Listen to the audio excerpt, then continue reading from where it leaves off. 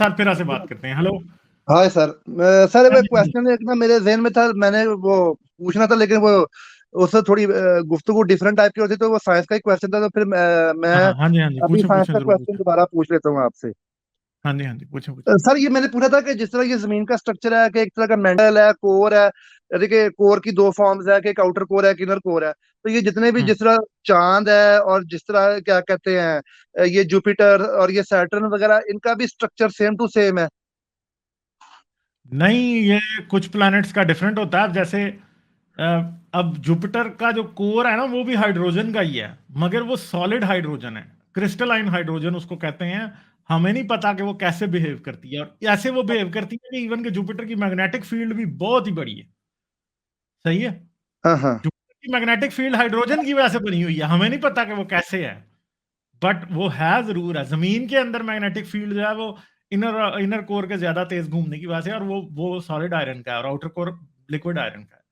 ठीक है। बाकी प्लैनेट्स, कुछ प्लैनेट जैसे मार्स का जो इंटरनल स्ट्रक्चर है ना, वो कहते हैं कि वो नहीं है उस तरह जमीन की तरह रहा। उसकी मैग्नेटिक फील्ड अगर मार्स की होती तो मार्स का एटमॉस्फेयर भी होता, और एटमॉस्फेयर होने के साथ साथ मार्स के ऊपर बड़े और सिस्टम होते, और मार्स पे शायद लाइफ थी।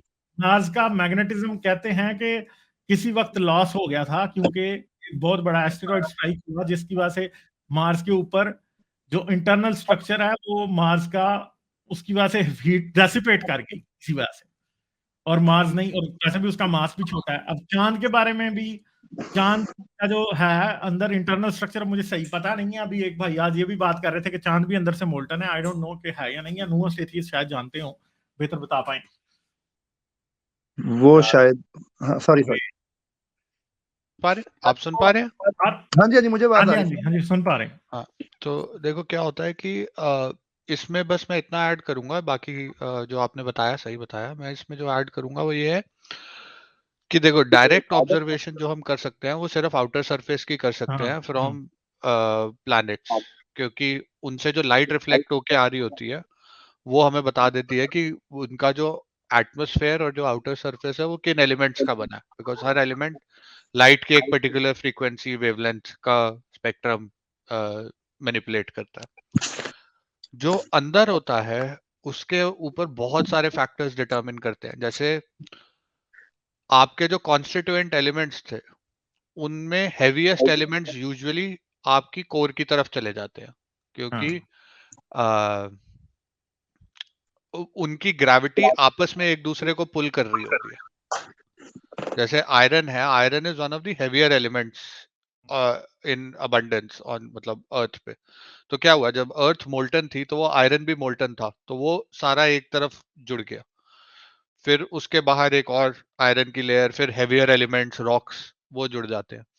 तो लेकिन अगर अर्थ की वेलोसिटी और उसका डिस्टेंस कुछ और होता सन से, जिस पॉइंट पे ये एक्टिविटी हो रही थी, तब शायद कोई और चीज प्रायोरिटी ले हाँ लेती। तो ये जो लेयरिंग की जो प्रोसेस है, ये केस बाय केस चलती है। जरूरी नहीं है कि बहुत सारे हाँ प्लैनेट्स होंगे जिनमें हेवियर एलिमेंट सेंटर में होंगे, बहुत सारे प्लैनेट्स ऐसे होंगे जैसे अभी जुपिटर के बारे में बताया या नेपच्यून के बारे में बताया, जिनको हम गैस जायंट बोलते हैं। वो गैस जायंट्स के अंदर उतने हैवी एलिमेंट्स होते ही नहीं है, उनमें लाइटर एलिमेंट्स ही अंडर कंप्रेस हो के अपनी कोर बना लेते हैं। तो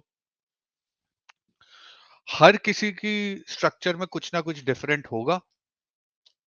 पर हाँ ये बात सही है कि जो लॉज ऑफ फिजिक्स हैं, जो इन स्ट्रक्चर्स को डिक्टेट करते हैं, अगर हमें सिचुएशन पता हो ना कि कभी कोई प्लैनेट, जैसे जैसे अगर दूर हम आज कोई प्लैनेट बनता हुआ ऑब्जर्व कर सकते हैं। अगर मान लो जैसे जेम्स वेब है, जेम्स वेब हाँ अगर हमें प्रॉक्सिमा सेंटोरी की तरफ बता सकता है, को देख के बता सकता है कि उसके पास कोई प्लैनेट बन रहा है, तो हम उस फुटेज को देख के ये प्रेडिक्ट कर सकते हैं कि आज से 1 मिलियन साल बाद या 2 मिलियन साल बाद या 5 मिलियन साल बाद इस प्लैनेट का स्ट्रक्चर कैसा होगा। समझ आई आपको बात? Yes sir, yes sir.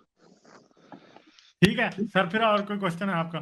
चलें फिर। बस सर ये पूछना था कि अभी एक बस छोटा सा क्वेश्चन था, कि वो भी थोड़े दिन पहले मैं आपकी एक स्ट्रीम दे रहा था, जिसमें वो आपने बताया था कि पहले जमीन पे 1 घंटा जो, तो एक दिन जो था वो 8 घंटे का होता था, क्योंकि जमीन वो तेज रिवॉल्व करती थी साउंड के सन के राउंड में। हाँ जी, हाँ जी। तो सर ये डिस्टेंस कम हो गया, सन से डिस्टेंस ज्यादा हो गया कि ऑर्बिट बड़ा हो गया जिसकी वजह से दिन बड़ा हो गया, ये मैंने पूछा था कि या ये स्पीड कैसे कंट्रोल, या कोई जमीन की ऑर्बिट में वेलोसिटी कम हो गई, ये मेरा क्वेश्चन था। नहीं, ये तो जमीन की रोटेशन पे जी यूनिवर्सिटी आप हाँ, जवाब ये दीजिए। इसमें इसको ना समझने के लिए गालिब आप एक वीडियो चला सकते हैं क्या, यूट्यूब पे ही होगा, it's called moment of inertia. उसमें ना कोई पता बंदा नहीं सर, स्कूल कॉपीराइटेड ना हो, ये ना हो अ, कि मतलब बहुत ही simple video, I don't think उस पे हाँ, कोई मगर स्ट्राइक। सर वो अच्छा पता नहीं ना जैसे होता। अब ये मेरे पास 2-3 वीडियोस आ रही हैं, मगर मुझे लगता है कि ये सभी अच्छा जैसे एटलीस्ट आपने कभी मोनेटाइज नहीं होगा मेरा ये स्ट्रीम, फिर अगर मैंने कर दी तो। अच्छा ठीक है, चलो जैसे मैं एक्सप्लेन हाँ, करने की कोशिश करता हूँ। जैसे आप कभी ये देखना कि जब मान लो आप एक स्टूल पे बैठे हो और आपको कोई स्पिन कर दे, हाँ जी, अगर हाँ आप जी। अपने हाथ बाहर को निकाल लोगे ना, अपने दोनों आर्म स्ट्रेच आउट कर दोगे, तो आपकी स्पीड चेंज हो जाएगी, आपकी स्पीड स्लो हो जाएगी। और फिर आप अपने हाथ अंदर कर दोगे तो आपकी स्पीड फास्ट हो जाएगी। ठीक है, बिल्कुल इसमें क्या हुआ बिल्कुल। है कि आपका कोई मास भी चेंज नहीं हुआ, आपके को अंदर कोई नई फोर्स भी नहीं लगी, कुछ भी नहीं हुआ। सिंपली एक कॉन्सेप्ट होता है रोटेशन का, मोमेंट ऑफ इनर्शिया। हाँ अब जी, हाँ जी। जैसे जैसे ये भी ना आपने जो पिछला सवाल पूछा था ना, उससे लिंक्ड है। जैसे जैसे हमारा जो सेंटर है वो उसका वेट बढ़ता गया, वो स्ट्रांग होता गया, और हाँ जो हाँ हाँ। कोर है वो बेसिकली यूनिफॉर्म डिस्ट्रीब्यूशन से आपकी लेयर डिस्ट्रीब्यूशन हो गई, अर्थ का मोमेंट ऑफ इनर्शिया चेंज हो गया। तो वो जो मोमेंट ऑफ इनर्शिया चेंज होता है उसकी वजह से जो rotation about your own axis की जो स्पीड है वो चेंज हो जाती है।